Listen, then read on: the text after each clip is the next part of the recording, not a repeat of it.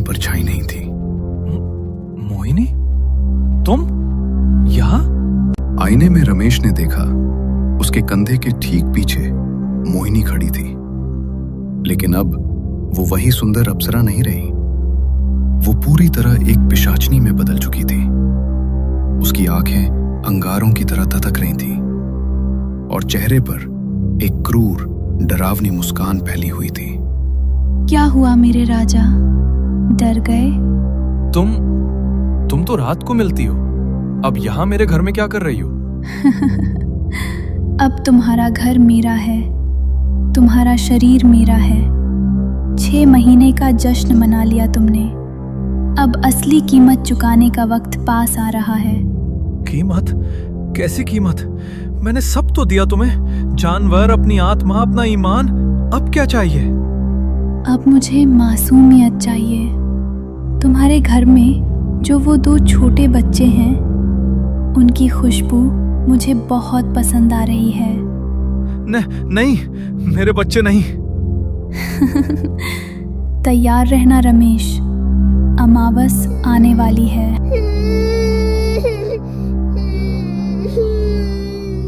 राजू?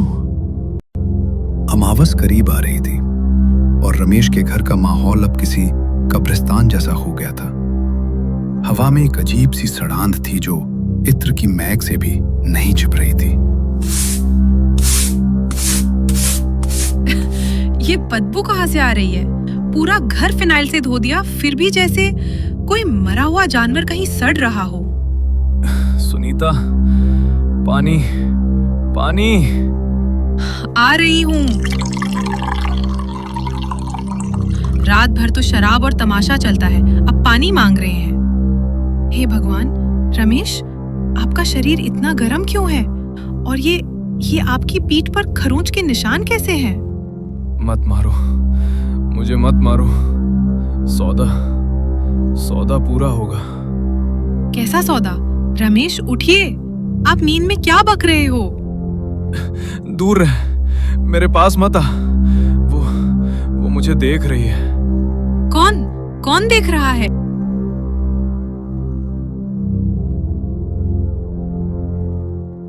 कोई नहीं, बस एक बुरा सपना था, और कुछ नहीं। सपना? रमेश, हमें डॉक्टर के पास चलना चाहिए। कहा ना कुछ नहीं है, मुझे काम पर जाना है, देर हो रही है। लेकिन इस हालत में? मेरे रास्ते में मत आओ सुनीता, मुझे जाने दो। रमेश काम पर चला गया था, लेकिन अपने पीछे छोड़ गया था एक अनजाना डर। सुनीता रसोई में थी जब उसे फ्रिज से कुछ अजीब आवाज सुनाई दी। अरे, फ्रिज की लाइट क्यों बंद है? और ये, हाय राम, ये नींबू काले कैसे पड़ गए? कल ही तो लाई थी। और ये लाल पानी कहाँ से टपक रहा है? दूध का रंग लाल कैसे हो गया? राजू, क्या हुआ बेटा? क्यों रो रहे हो? मम्मा, वो आंटी, वो गंदी आंटी। कौन आंटी बेटा?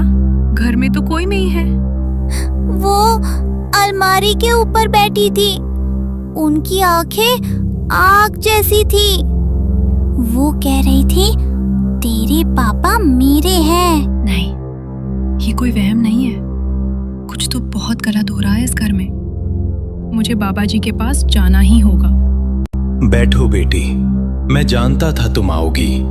तुम्हारे पीछे जो साया आ रहा है, उसकी बदबू मुझे यहाँ तक आ रही है। बाबा, मेरे पति वो बहुत बदल गए हैं। घर में खून मिलता है, काले नींबू मिलते हैं। मेरा बच्चा डर रहा है, बचाइए हमें। हाथ दिखाओ अपना। जैसा मैंने सोचा था, तुम्हारे पति ने सिर्फ दौलत नहीं कमाई बेटी, उसने अपनी रूह का सौदा किया है, एक पिशाचिनी से। पिशाचनी? हाँ, पिशाचिनी, मोहिनी। वो रूप बदलती है, वो इंसान को लालच देकर फंसाती है और फिर धीरे धीरे उसे जानवर बना देती है। और जब इंसानियत पूरी तरह मर जाती है तो वो शरीर को खा जाती है। तो क्या रमेश अब नहीं बचेंगे। कोई तो उपाय होगा बाबा। उसका वक्त करीब है। अमावस की रात को वो उसे ले जाएगी, लेकिन तुम उसे बचा सकती हो, क्योंकि तुम उसकी अर्धांगिनी हो। तुम्हारा सतीत्व और ये रक्षा सूत्र ही उसे रोक सकता है। ये धागा लो, इसे रमेश की कलाई पर बांध देना, और याद रखना, जैसे ही ये धागा बंधेगा उस पिशाचनी का असर टूटने लगेगा, लेकिन वो हमला करेगी। तुम्हें डरना नहीं है। सुनीता, खाना कहाँ है? आज फिर देर कर दी। रमेश, पहले यहाँ आइए, मुझे आपसे बात करनी है। मुझे बकवास नहीं सुननी, हट सामने से। नहीं, आज आप मेरी सुनेंगे। देखिए अपनी हालत, आप बीमार हैं। ये लीजिए, मैंने मंदिर से प्रसाद और ये धागा लाई हूँ। दूर हटा इसे, मुझे नहीं चाहिए तेरा धागा वागा, फेंक इसे। नहीं, आपको ये पहनना ही होगा। बच्चों की कसम रमेश। मैंने कहा ना दूर रह। जला दिया तूने, मुझे जला दिया। इसे हटा दे मूर्ख औरत, वरना मैं तुझे और तेरे बच्चों को चबा जाऊंगी। मैं नहीं डरती तुमसे मोहिनी। जय बजरंगबली। रमेश, रमेश, आंखें खोलिए, प्लीज आंखें खोलिए। सुनीता, पानी, बहुत जलन हो रही है। सुनीता ने जैसे ही रमेश का चेहरा अपनी गोद में लिया, उसकी चीख निकल गई। धागा बनते ही मोहिनी का माया जाल टूट रहा था। हे भगवान, आपका चेहरा, आपकी त्वचा, ये काली क्यों पड़ रही है? ये तो सड़ रही है। मेरी उंगलियां गिर रही हैं। बचाओ मुझे बचाओ। रमेश का शरीर जिंदा रहते हुए ही गलना शुरू हो गया था, और तभी बाहर से बहुत तेज आवाज आने लगी। दरवाजा खोल रमेश, मेरा शिकार अंदर है, तुम मुझसे नहीं बच सकते। रमेश, बाहर आ, तू मेरा है, तेरे शरीर का एक एक कतरा मेरा है। सुनीता, खोल दे, बहुत दर्द हो रहा है। मेरी खाल जल रही है। देखो मेरा हाथ, उंगलियां गल रही हैं। इसमें कीड़े चल रहे हैं। रमेश का वो आलीशान घर अब एक बूचड़ खाना बन चुका था। उसके शरीर से टपकते काले खून ने जमीन को गंदा कर दिया था, और बाहर उसकी मालकिन अपने बकाए का इंतजार कर रही थी। आवाज बंद हो गई। क्या वो चली गई? बेटा रमेश, दरवाजा खोल बेटा। देख, तेरी माँ आई है।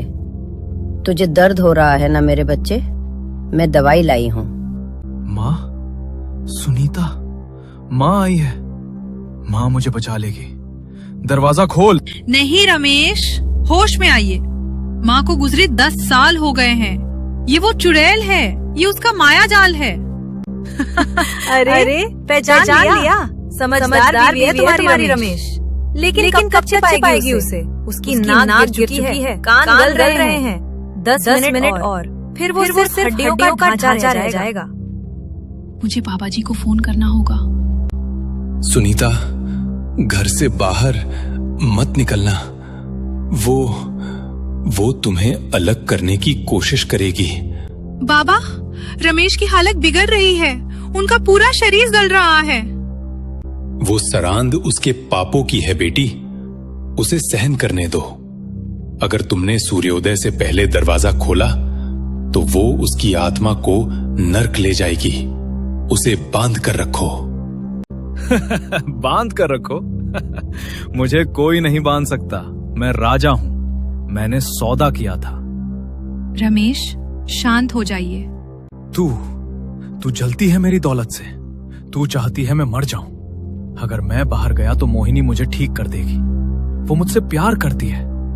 तूने ये धागा बांधकर मुझे बीमार किया है। क्या कर रहे हैं? धागा मत तोड़िए। हट! मुझे उसके पास जाना है। दर्द और मोहिनी के वशीकरण ने रमेश का दिमाग पूरी तरह फेर दिया था। उसे लग रहा था कि उसकी पत्नी उसकी दुश्मन है और बाहर खड़ी मौत उसकी साथी। मैं आपको नहीं जाने दूंगी। हाँ रमेश, खोल दो। बस एक कदम और सारा दर्द खत्म। मोहिनी, मुझे बचा लो। दरवाजा खुल चुका था, लेकिन सामने जो खड़ा था वो कोई खूबसूरत स्त्री नहीं थी।